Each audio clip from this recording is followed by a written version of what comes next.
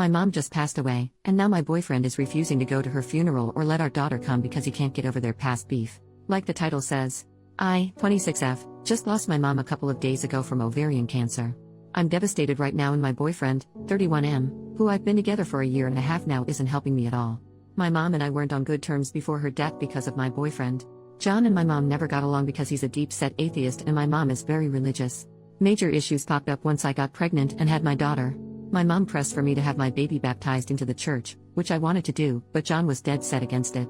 He convinced me that baptizing her and indoctrinating her was a bad choice and that we should leave it to her to choose when she was old enough.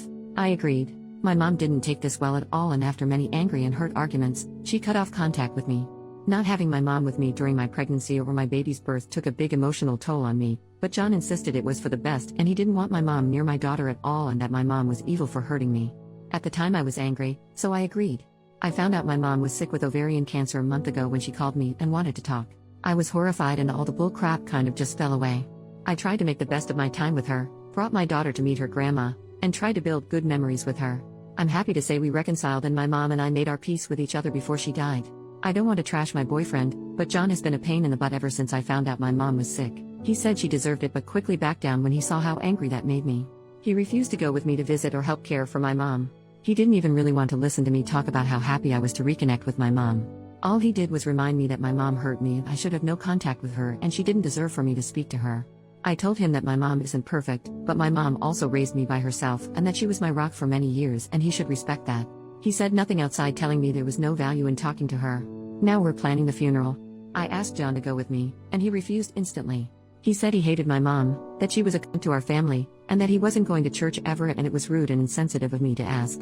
When I said I was taking my daughter, he had the nerve to actually tell me that I was not under any circumstances taking her. I have been through an emotional roller coaster this past week. I lost my mom after we finally made up. My boyfriend has been stupidly unsupportive, and now he's refusing to let me take my child to her grandmother's funeral and refusing to come to at least support me. My daughter is the one thing that brings me comfort and I want her with me. Is that so unreasonable? It seems like the more I push the more he digs his heels in and I just can't take it anymore. I don't know what to do. His attitude towards this entire thing is breaking my heart on top of my mom's death. Relevant comments. Commenter number 1. How does he plan on stopping you from taking her to the service? OP, he can't. I've decided that I'm taking her unless he tries to physically stop me, and even then, good luck. Commenter number 2. Your boyfriend is being completely irrational. He has no say in whether you go to the funeral, or whether you bring your daughter. He's making your loss about him. Hell, he made your relationship with your mother about him. Your pregnancy and birth was full of stress from his bullcrap drama he started with your mother. Go to the funeral. Bring your daughter. You deserve to say goodbye to your mother, no matter how tumultuous your relationship had been. I'm sorry for your loss. OP, I don't know if it's because I'm so upset, but I'm starting to see that too. It's always been about him. He's never accepted my wants and instead insisted on a compromise that favored him. I've had enough. OP on her mom. My mom actually cut me off when I said that we decided not to baptize my daughter. I tried for weeks and months to reach out to her and even texted and called when the baby arrived and got no response. I really wish I had tried harder, like gone to the house and knocked or even just tried to run into her and talk to her. I was really hurt by what my mom did and I let John talk me into thinking that my mom really was this mean, vindictive person for cutting me out of her life. Trust me when I say I regret it with all my heart now. Update, 5 days later. Thanks everyone that sent me condolences about my mom. It's been really hard these past several days, but I've been hanging in there okay. I tried being reasonable to John about he wanted to handle things.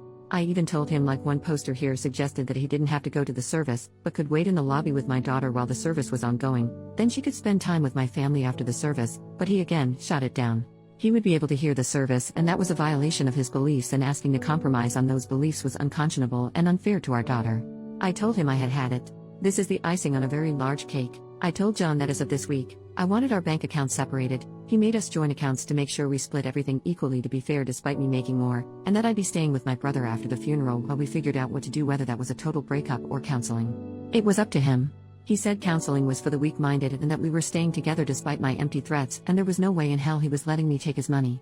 He became very loud and in my face during this conversation, so I just let him throw his tantrum until he took my silence as agreement. I took my daughter with me to the viewing with no problems. John and I barely spoke that day, which was fine by me. But it hit the fan the next day. When I got up in the morning to get myself ready and get my daughter ready, I discovered that he had the mother effing gall to park his car directly behind mine, blocking me into the driveway. I had no way to get to the funeral in my own car. John always drives to work, but for reasons I can only image were to get back at me, decided to take the metro, and took the baby carriage and bottles, and my pump with him. My brother and I have our differences, granted, in fact we haven't talked much since my mom and I were estranged. We started talking again after she was sick, but he'll forever be a saint to me for what he did. I called him crying, and he and my sister-in-law arrived within 20 minutes. My sister-in-law calmed me down and helped me get my daughter ready, and they brought along spare bottles, a carrier, and a breast pump. Thanks to them, I was able to go my mom's funeral in comfort, and my daughter was an angel during the service. They calmed me down and everything went perfectly, and even though I was a mess most of the day, having my daughter with me, and my sister-in-law and even my brother with me to lean on gave me peace on the inside. I've made up my mind not to tolerate John's insane and controlling behavior anymore. He had a litany of excuses for doing what he did. He even tried to claim his car had problems, and I don't want to hear any of them. I never wanted to be a single mom. I always wanted to raise my baby within a family. But I've decided that going alone is so much better than doing it with this man, who thought nothing of trying to kick me while I was down. My brother's arranged for me to talk to a friend of his that specializes in family law this week, and we're taking it from there. I still feel so guilty for what happened with my mom. I miss her so much. I hope from here on out I can make her proud of me, despite my mistakes. Relevant comments. Commenter number 1. I'm so sorry you are going through this right now, and I'm so glad you have the support of a family behind you. Your daughter is far better off without someone like this as a role model for what she should look for in life, and I'm glad you're getting out of this situation. I would call the bank and see what you can do about the joint account before he tries something like cleaning it out and putting it somewhere else as well. OP, I still have my personal account, so I called the bank and set up a meeting for tomorrow. I'm documenting that I've told John not to touch any of the money in the account until everything is worked out. I agree. He's so toxic. John has good points and I do love him, but I can't forgive the way he went out of his way to spite me during this whole thing. That's not love at all. And to another commenter, I'm definitely withdrawing the amount of my last check from the account first thing tomorrow. Commenter number 2, I just read your first post in this post. First off, I'm sorry for the loss of your mother. Secondly, I'm glad you are rid of that man. He's as toxic as they come. And thirdly, I'm glad you have a supporting family who came through for you.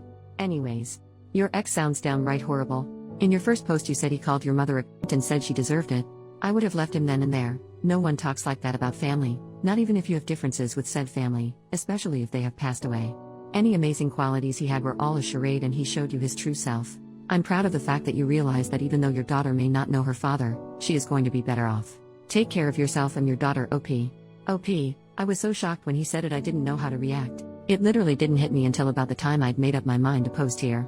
He liked to act like my mom was abusive to him because of her religion, but his main grief with her was that she asked him to leave Grace once, and he reacted badly. Commenter number 3, had he ever had any violent action, punching a wall, etc.? I think everyone here is underestimating the risk that this man can have violent reactions in the future. OP, not wall punching, but he'd slam things like the cabinets or the dishwasher or doors, or he'd rattle a chair or something. Nothing crazy violent, just weird.